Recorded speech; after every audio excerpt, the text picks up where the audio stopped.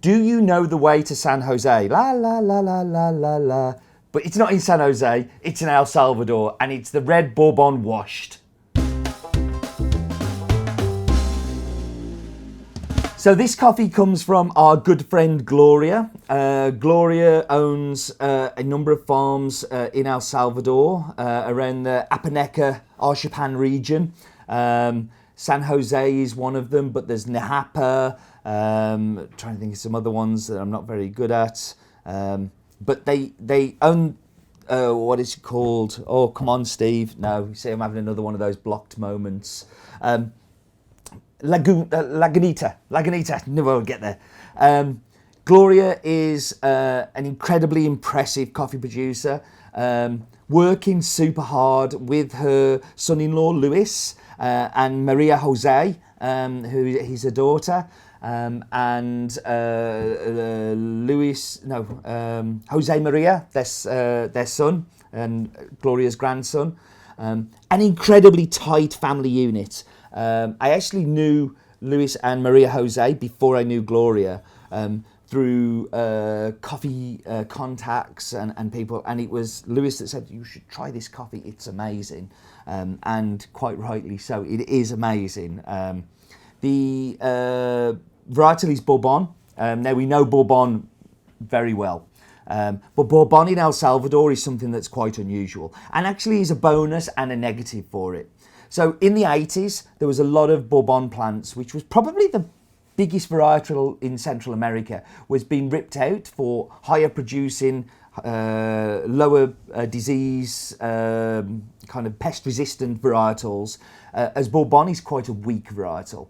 But what it does have in its favour is it is a super tasty, delicious varietal. It tends to lend itself very well to espresso, as this coffee does. But in El Salvador during the 80s, they were fighting each other. There was a civil war that meant nobody had time really to rip out coffee plants. They were basically trying to survive and live the lives that they could.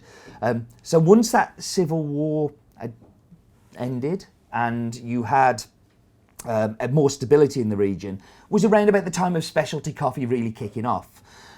So El Salvador ended up with around 70% of its plant stock still being Bourbon, whereas if you looked at other places, it would be much, much smaller.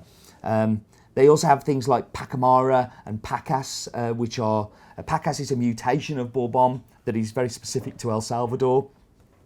But what was a really bad thing kind of led to quite a good thing for the El Salvadoran coffee industry.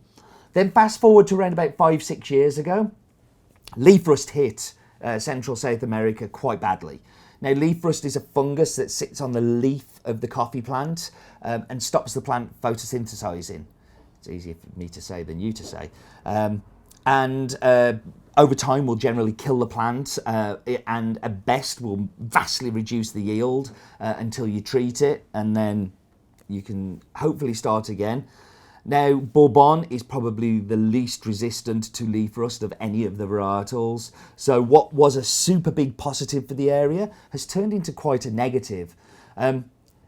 Things have moved on a little bit. Yields have improved. Leaf rust is a little bit more out in control, but it is still a major issue in El Salvador. And you can look after your plants as well as you want, but if your neighbour doesn't, all you need is a gust of wind to blow the fungus spores across into your farm and you're reinfected, and then you have to retreat, and the treatments are not cheap, and it's a very difficult thing to control, as if you have tens or hundred thousands of coffee plants, making sure that they're all sprayed is labour intensive and incredibly difficult task. Talking of incredibly difficult tasks, it's time for me to go and talk to Roland about his daft fact of the week.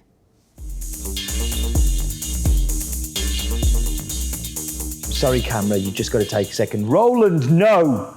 It's morning time. You're not allowed to do the beer in the morning time. Oh. Give us a fact instead.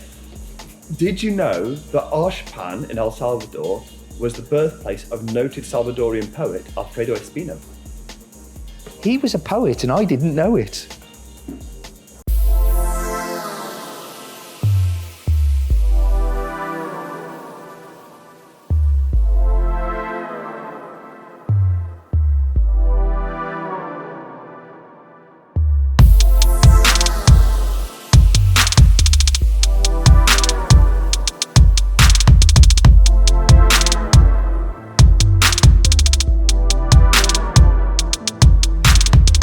Have you heard of Melvin Tyke? If you haven't, you should follow him on Instagram. A fantastic Instagram picture of a green bean order that gets him. So we love home roasters. My beginnings are as a home roaster, so it's fun to have other people who are doing the same. Lots of people don't know we sell green beans on the website, but if you go down to the drop-down box for choose grind, green is on there. So if you want to roast at home, then you should. So we are drinking the San Jose. So San Jose.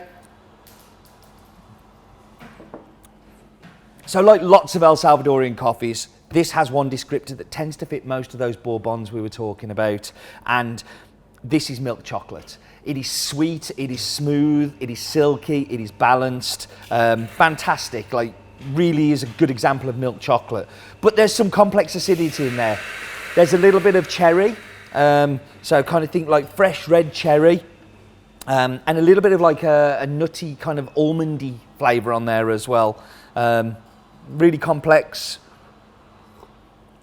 but there's something really satisfying about it as well. It's just drinkable. Sometimes when we did the Kenyan a couple of weeks ago, Kenyan's like a little bit too acidic for some people. It's a little bit too much, whereas this is much more of a quaffer, much more drinkable. Thank you for joining me. A pleasure to have you along. Do come back next week, but in the meantime, do remember, life is too short for bad coffee.